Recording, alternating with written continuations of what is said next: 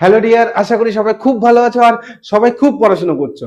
তো আজকে আমরা মোস্ট ইম্পর্ট্যান্ট একটা টপিক ক্লোজ টেস্ট শিখবো। ক্লোজ টেস্ট এইটা সমস্ত পরীক্ষায় জিজ্ঞাসা করা হয় কম বেশি।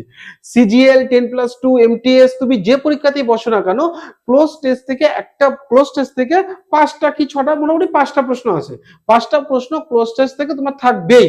তো আজকে আমরা ক্লোজ টেস্টের ফার্স্ট ভিডিও, এটা একটা ফার্স্ট ভিডিও ক্লোজ টেস্ট আজকে আমরা ফার্স্ট শুরু করছি, কেমন? তো এইখানটা আমরা একদম পুরো বেসিক থেকে অ্যাডভান্স লেভেলে যাব। আজকে যে ক্লোজ টেস্টে যেটা শুরু করব একদম বেসিক, তোমরা সব কটা অ্যান্সারই পারবে মোটামুটি। তো একদম বেসিক থেকে আমরা ধীরে ধীরে ধীরে ধীরে অ্যাডভান্স লেভেলে যাব। তাহলে চলো শুরু করা যাক ক্লোজ টেস্ট, কেমন? দেখো, পার্ট 1 এটা আস্তে আস্তে পার্ট 2 পার্ট 3 এরকম ভিডিও আসতেই থাকবে, কেমন? দেখো, তো তোমাকে এরকম একটা প্যাসেজ দিয়ে দেবে, সেই প্যাসেজটা দিয়ে দিল, তার এগেইনস্টে এরকম 1 2 3 4 এরকম করে দেবে। আর মনে করো এই একের এগেইনস্টে আমার 4টে অপশন দেবে। সেই 4টে অপশন থেকে একটা সঠিক অপশন আমাকে বেছে নিতে হবে। এবার আমি কি করে অ্যাপ্রোচ করব এই কোশ্চেনটা? ক্লোজ টেস্ট যখনই তুমি অ্যাটেন্ড করবে, ফার্স্টে কি করবে, পুরো প্যাসেজটা একদম প্রথম থেকে শেষ পর্যন্ত মন দিয়ে খুঁটিয়ে খুঁটিয়ে পড়বে। তাহলে কি হবে, তোমার অর্ধেক সলভ এখানেই হয়ে যায়। তাহলে চলো আজকে আমরা মন দিয়ে পুরো প্যাসেজটা পড়বো, মানে বুঝবো, যতটা পারা যায় বুঝবো, তারপরে আমরা সলভ করব। দেখো কি বলতে চেয়েছে, a donkey used carry loads for his master everyday. একটা ডাঙ্কি, তার এটা আমি জানি না এটা কি বলতে চেয়েছে, গ্যাপ আছে, একটা গাধা ক্যারি লোডস বহন করতো, তার মাস্টারের জন্য প্রতিদিন বহন করতো। His master was a merchant, তার মাস্টার একটা ব্যবসায়ী ছিল, মার্চেন্ট মানে ব্যবসায়ী। And he use to put loads of salt on his donkey, এবং সে কি করতো, সে মাস্টার তার গাধার উপরে সল্ট নুনের বোঝা প্রতিদিন চাপাতো। ওয়ান ডে, একদিন, while dash stream while dash, আমি জানি না এখানটা কি হবে, স্ট্রিম হচ্ছে ছোট নদীকে আমরা স্ট্রিম বলি। The donkey fell down, donkey পড়ে যায়। সাম অ্যামাউন্ট অফ সল্ট, কিছুটা পরিমাণে নুন, ইন দ্য শ্যাক্স, ওই বস্তার মধ্যে যে নুন ছিল কিছুটা পরিমাণে নুন, goat dissolved in the water, জলের মধ্যে দ্রবীভূত হয়ে যায়, মিশে যায়। and the load became lighter, এবং ওই লোড হালকা হয়ে যায়। the donkey felt happy, এবার তো লোড হালকা হয়ে গেছে, গাধা তো একটু খুশি হবেই। next day he deliberately fell, পরের দিন সে ডেলিবারেটলি মানে হচ্ছে ইচ্ছাকৃতভাবে, ফেল ড্যাশ দ্য ওয়াটার, আমি জানি না কি হবে, দেখছি, টু ডিজলভ দ্য সল্ট, পরের দিন ওই সল্ট ডিজলভ করার জন্য ও ইচ্ছাকৃতভাবে ফেল, আমি জানি না কি হবে, এটা পরে দেখছি। আফটার এ ফিউ ডেজ, কয়েকদিন পরে, হিজ মাস্টার, তার প্রভু মানে তার master, made dash the trick, আমি জানি না কি হবে, the trick of the donkey, গাধার ওই ট্রিকটা কি করেছিল আমরা পরে দেখছি। ওয়ান ডে, একদিন, he put a load of cotton, একদিন সে কি করে, একটা কটন মানে তুলোর বোঝা চাপিয়ে দেয়, অন দ্য ডাঙ্কিস ব্যাক মানে গাধাটার পিঠে।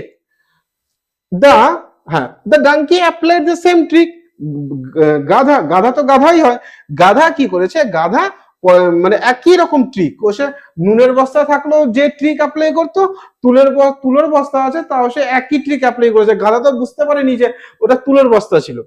তো যাই হোক, দেখো বলছে the donkey applied the same trick, গাধাটা সেম ট্রিক অ্যাপ্লাই করে, dash this time the weight, এই সময়, দ্য ওয়েট, ওই ওয়েটটা, dash as the cotton soak, cotton তো কি করে, তুমি যদি তুলোর মধ্যে জল দাও তো তুলোটা তো জলটা শুষে নেবে না, শোক হচ্ছে শুষে নেওয়া।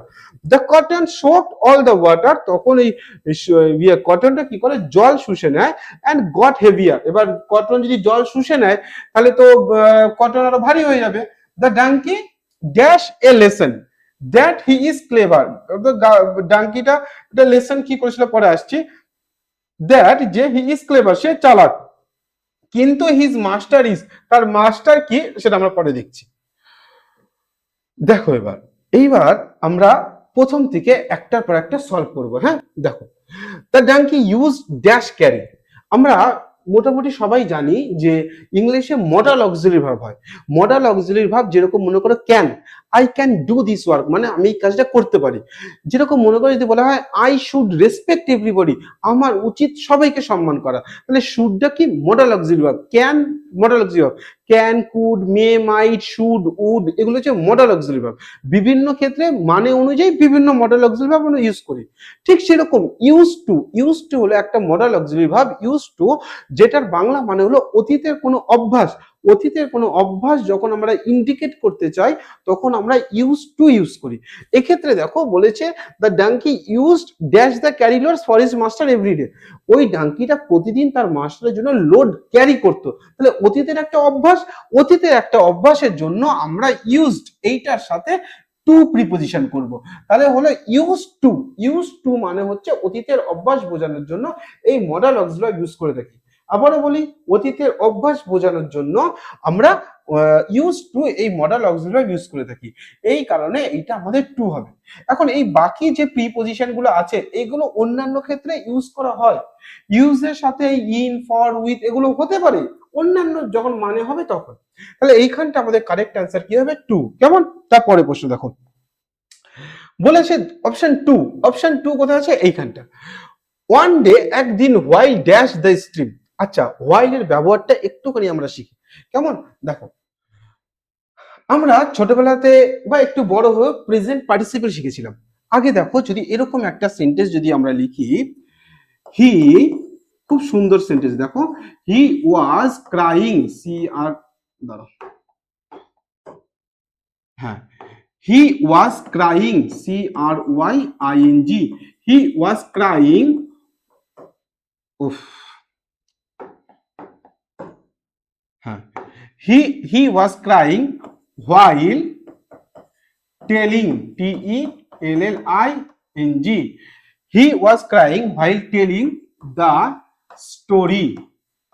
এই সেন্টেন্সটা বাংলা মানে কি? এই সেন্টেন্সটা বাংলা মানে হলো হি ওয়াজ ক্রাইং, সে কাঁদছিল, হোয়াইল টেলিং দ্য স্টোরি মানে গল্পটি বলার সময়, হোয়াইল টেলিং দ্য স্টোরি এটা মানে হচ্ছে গল্পটি বলার সময়, সে কাঁদছিল গল্পটি বলার সময়। তাহলে এই যে এই হোয়াইল টেলিং দ্য স্টোরি এটা গল্পটি বলার সময়, এইটা আমরা সেন্টেন্সের শেষেও লিখতে পারি, সেন্টেন্সের শুরুতেও লিখতে পারি।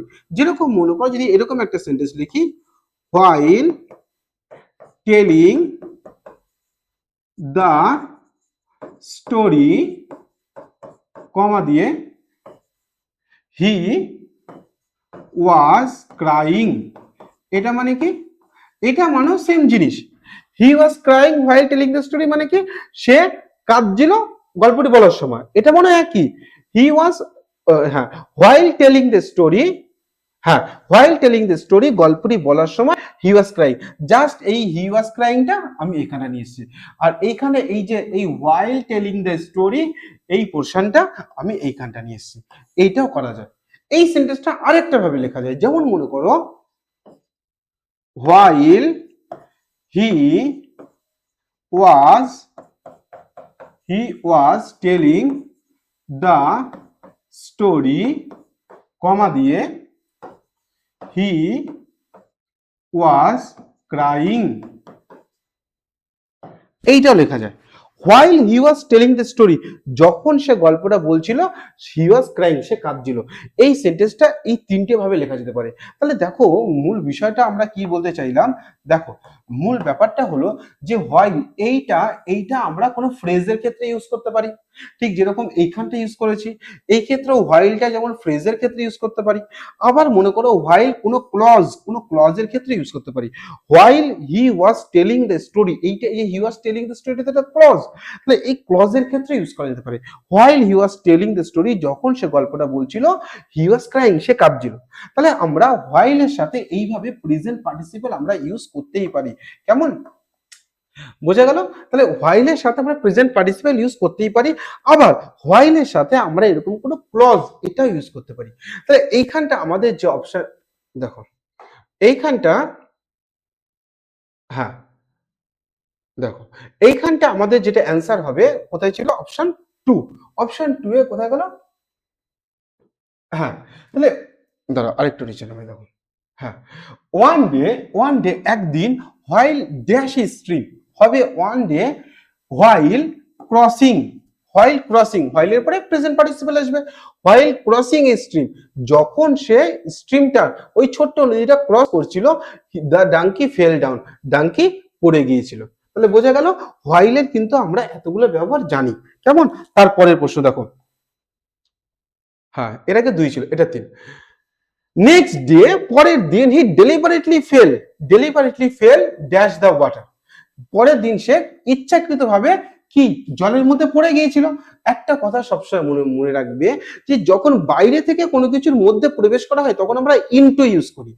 যেরকম মনে করো যদি এরকম একটা সেন্টেন্স লিখি, he ran into the room. এটা মানে কি?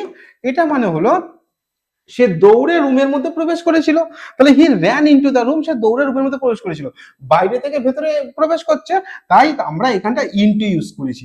সবসময় মনে রাখবে, বাইরে থেকে কখন কোনো কিছুর মধ্যে প্রবেশ করা হয় তখন আমরা ইনটু ইউজ করি। এবার মনে করো আমি জলের মধ্যে ডুব দিলাম, তাহলে যখন জলের মধ্যে ডুব দিলাম, জলের মধ্যেই তো পুরো পড়ে গেলাম, তাই না? জলের মধ্যেই গেলাম। তাহলে এইটা আমরা কি হবে, he deliberately fell into the room. বোঝা গেল? Sorry, deliberately fell into the water. এবার দেখো ফেল, ফেলের ভি1 কি? ফল। ফল ফেল হয়। আচ্ছা, এইটার সাথে কিন্তু ফ্রম এইটা প্রিপজিশন হয়। কখন হয়? মনে করো যদি এরকম একটা সেন্টেন্স আমি লিখি, মনে করো যদি লিখি, he fell, F E double L, he fell from the tree. He fell from the tree, সে গাছ থেকে পড়ে গেছিল। মনে করো মাটির উপর পড়ে গেছিল, অন দা গ্রাউন্ড, GROUND। তাহলে এটা মানে কি হলো? হি ফেল, সে পড়ে গিয়েছিল, ফ্রম দ্য ট্রি, গাছ থেকে, অন দ্য গ্রাউন্ড, মাটির উপরে। এইবার মনে করো যদি এরকম একটা সেন্টেন্স লিখি, he fell from the tree into the pond. এইটাও কিন্তু লেখা যায়। কিরকম হয়? হি ফেল, পড়ে গিয়েছিল, ফ্রম দ্য ট্রি, গাছ থেকে, ইনটু দ্য পন্ড, পুকুরের মধ্যে পড়ে গেছে। তো বাইরে থেকে পুকুরের মধ্যে প্রবেশ করছে, তখন আমরা ইনটু দা পন্ড ইউজ করব। তাহলে বোঝা গেল যে দেখো ফেল কখন ফ্রম হয়, কখন ইনটু হয়, কখন অন হয়। দেখো আমি যখনই আমি কোনো ক্লাস করাই, একটা কোশ্চেন থেকে এর সিমিলার আরো কি কি প্রশ্ন পরীক্ষায় আসতে পারে সেগুলো ওই ক্লাসের মধ্যে ডিসকাস করা হয়। যার জন্য কি হবে, তোমার মনে করো যে কনসেপ্টটাই তুমি শিখবে এই চ্যানেলে, আমি যখনই তোমায় কোনো কনসেপ্ট শেখাবো, ওই কনসেপ্টটা পুরো কমপ্লিটলি তুমি শিখতে পারবে। মনে করো এইখানটা তাহলে এই ফলের ক্ষেত্রে এরকম ইনটু ইউজ হতে পারে, অন ইউজ হতে পারে, হ্যাঁ, ফ্রম ইউজ হতে পারে। তাহলে কি এই এতগুলো প্রিপজিশনের ব্যবহার তুমি একটা প্রশ্ন থেকে শিখতে পারলে। এইভাবে তুমি যদি ইংলিশ শিখতে পারো, তাহলে দেখবে ইংলিশে তুমি পুরো 100% মার্কস তুমি অ্যাচিভ করতে পারবে। কেমন? তারপরে প্রশ্ন দেখো, দেখো তারপরে অপশন 4 দেখো, আফটার এ ফিউ ডেজ, কয়েকদিন পরে, his master made dash the tree. এইবার দেখো, ক্লোজ টেস্ট হলো এমন একটা জিনিস, এখানে তোমার সবকিছু লাগবে। তুমি টেন্স জানতে হবে, তোমাকে voice change, narration change, degree change, simple, complex, compound, clause, সমস্ত কিছু জানলে তাহলেই তুমি ক্লোজ টেস্ট অ্যাটেন্ড করতে পারবে। দেখো এখানটা ইংলিশে যখন ফ্রেজাল ভার্ব আছে, phrasal make out. Make out মানে কি? Understand, right? মেক আউট মানে হচ্ছে আন্ডারস্ট্যান্ড। দেখো এখানে মেড আছে, অবভিয়াসলি এটা পাস্ট টেন্স। তো পাস্ট টেন্সে এটা একটা গল্প, ছোটবেলা তোমরা পড়েছিলে এই গল্পটা, সেই গাধা জলে পড়ে যায় সেই গল্প। যাই হোক, তাহলে দেখো তার মাস্টার বুঝতে পেরেছিল। তাহলে মেক আউট মানে হচ্ছে বুঝতে পারা। বোঝা গেল? মেক আউট মানে হচ্ছে বুঝতে পারা। দেখো পরীক্ষায় এটা তো গেল, এটা হবে মেক আউট। আচ্ছা, আরেকটা আমরা প্রশ্ন আলোচনা করি। দেখো মনে করো মেকের সাথে কিন্তু কখনো ফ্রম হয়, কখনো অফ হয়। কখন কি হয় এটা একটু দেখে নাও। যেমন মনে করো যদি এরকম একটা প্রশ্ন লিখি, the table is made of would.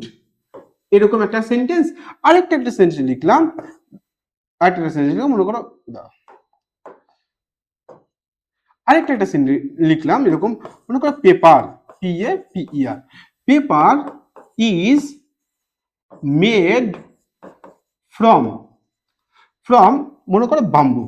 এটা ব্যাম্বু হয়, ব্যাম্বু, BAMBOO। এটা অনেকে বাম্বু বলে, এটা বাম্বু না, ব্যাম্বু, ব্যাম্বু। যাক, সেটা আলাদা বিষয়। তো বলছে the table is made of wood আর paper is made from bamboo. আচ্ছা, এখন প্রশ্ন যে অফ কেন হয় আর ফ্রম কেন হয়? মনে রাখবে সবসময়, কখনো কোনো জিনিস থেকে যদি কোনো জিনিস তৈরি হয় এবং যে জিনিসটা থেকে তৈরি হয় সেটার এক্সিস্টেন্স যদি আমরা বুঝতে পারি, তখন আমরা অফ ইউজ করি। মানে ওই মেটেরিয়ালটা যদি আমরা বুঝতে পারি, তাহলে আমরা অফ ইউজ করি। আচ্ছা, এখানে বলে the table is made of would, এখানটা কি টেবিল তৈরি হয়েছে? আচ্ছা, কাঠ থেকে যে টেবিল তৈরি হয়, কাঠ থেকে টেবিল তৈরি হওয়ার পরে আমরা তো বুঝতে পারি যে এটা কাঠের টেবিল, তাই না? টেবিলটা দেখে তো বুঝতে পারি এটা কাঠের টেবিল, ওই কারণে এটা অফ হয়। কিন্তু মনে করো এখানটাতে বলছে paper is made from bamboo, হচ্ছে বাঁশ থেকে আমাদের পেপার তৈরি হয়। পেপার মানে যে আমাদের কাগজ, কাগজ তৈরি হয়, ঘাস থেকে হয়, বাঁশ থেকে হয়, আরো অনেক কিছু মেটেরিয়াল আছে যে তৈরি হয়।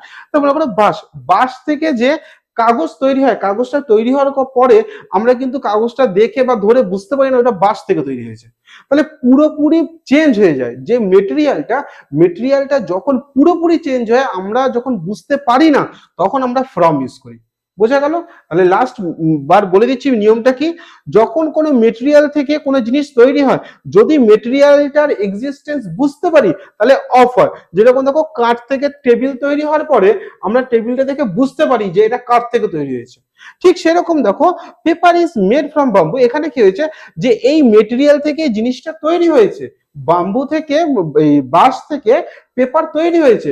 কিন্তু পেপার তৈরি হওয়ার পরে কিন্তু আমরা বুঝতে পারি না যে, পেপারটা দেখে বুঝতে পারি না যে এটা বাঁশ থেকে তৈরি হয়েছে। এই কারণে আমরা এটা ফ্রম ইউজ করব। বোঝা গেল? আচ্ছা, তারপরে প্রশ্ন দেখো। তাহলে এইটা অ্যান্সার কি হবে? মেক আউট মানে হচ্ছে আন্ডারস্ট্যান্ড, বুঝতে পারা। হ্যাঁ, তারপরে দেখো পাঁচেরটা হচ্ছে এই যে, আচ্ছা একটু আগে থেকে পড়ি। দ্য ডাঙ্কি, গাধাটা, applied the same trick apply করেছিল, ড্যাশ দিস টাইম। হ্যাঁ, খুব সুন্দর প্রশ্ন। আচ্ছা, এন্ড মানে কি? এবং। এন্ড মানে এবং। এন্ড সবসময় মনে রাখবে দুটি সিমিলার জিনিসকে অ্যাড করে, অ্যাড করে।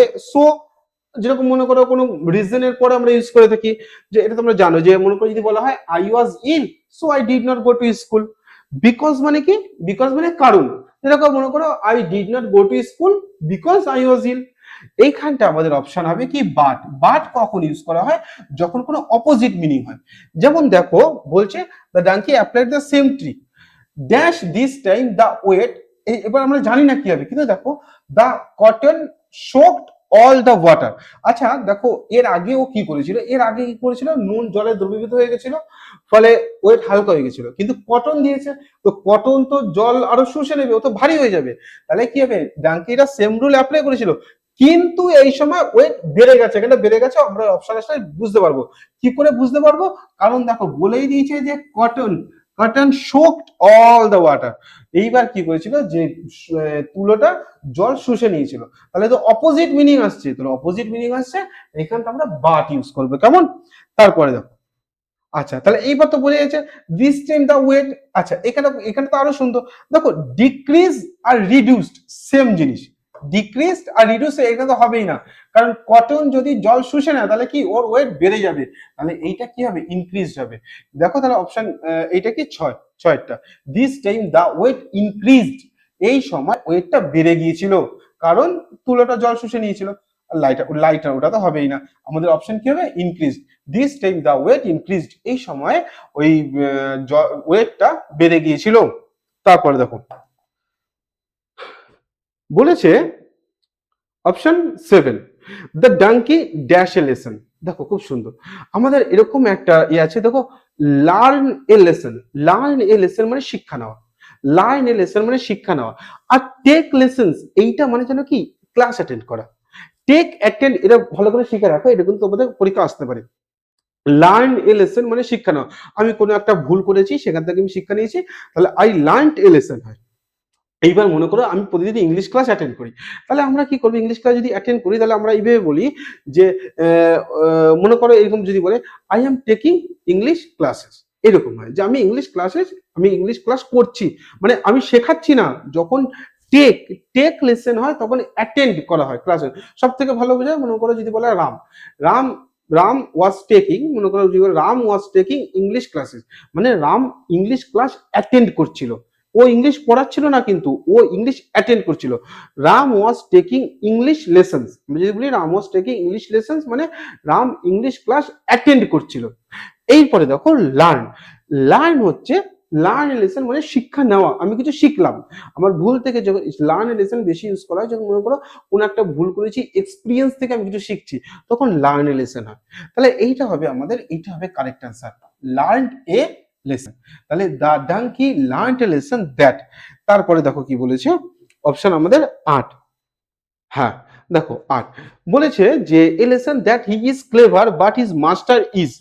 দেখো সে তাহলে কি বুঝতে পারলো এইখান থেকে গল্পটা পড়ে আমরা কি বুঝতে পারলাম, যে মাস্টার বেশি চালাক ছিল, মাস্টার ইচ্ছাকৃত ভাবে পরের দিন তুলো চাপিয়ে দিয়েছিল পিঠে, যার জন্য কি গাধাটা শিক্ষা পেয়েছিল। তাহলে গাধাটা এটা বুঝতে পারলো যে সে ক্লেভার, কিন্তু তার মাস্টার তার থেকেও বেশি ক্লেভার, রাইট? তাহলে এখানে ফুলিশ, এখানে তো অপশন হবেই না। আচ্ছা ক্লেভার, এটা তো দুটো সেম জিনিস চলে আসলো, সে চালাক কিন্তু তার মাস্টার আরো বেশি চালাক, তাহলে এইটা অপশন হবে না, এইটা হবে ক্লেভারার, এইটা হবে। আচ্ছা ক্লেভারেস্ট কেন হবে না? সুপারলেটিভ ডিগ্রি, সুপারলেটিভ ডিগ্রিটাকে সবসময় দা থাকে, কিন্তু এখানে তো কোথাও দা নেই, এখানে তো কোথাও দা নেই। সব থেকে শর্টকাট ট্রিক এটা মনে রাখবে, সুপারলেটিভ ডিগ্রিটাকে সবসময় দা থাকে, তো এইখানটা আমাদের দা নেই, তাহলে এখানে ক্লেভারেস্ট এই অপশনটা আমাদের তো হবেই না। বোঝা গেল? তাহলে এইটা ছিল আমাদের ফার্স্ট ফার্স্ট ক্লোজ টেস্ট। এরপরে প্রতিদিন একটা একটা করে আমরা একটা একটা স্টেপ এগোবো, হ্যাঁ? এরপরে পার্ট 2 পার্ট 3 এরকম ভাবে একটা একটা ক্লোজ টেস্ট আসতে থাকবে। কেমন? আর এরপরে তোমাদের দেখো যেহেতু সামনে সিজিএল এর পরীক্ষা বেরোচ্ছে, তো সিজিএল 10+2 এমটিএস এখানে প্র্যাকটিস সেট আমরা আস্তে আস্তে শিখবো, আলোচনা করবো, হ্যাঁ? প্র্যাকটিস সেট হোক বা error correction, fill in the blanks, আরো যা যা আছে সবকিছু শিখবো। আরেকটা কথা বলি তোমাদের, মনে করে যারা তোমরা ভিডিওটা এতক্ষণ দেখলে, তোমাদের ভিডিওটা কেমন লাগলো তোমরা অবশ্যই কমেন্ট করে জানিও যে ভিডিওটা কেমন লাগলো।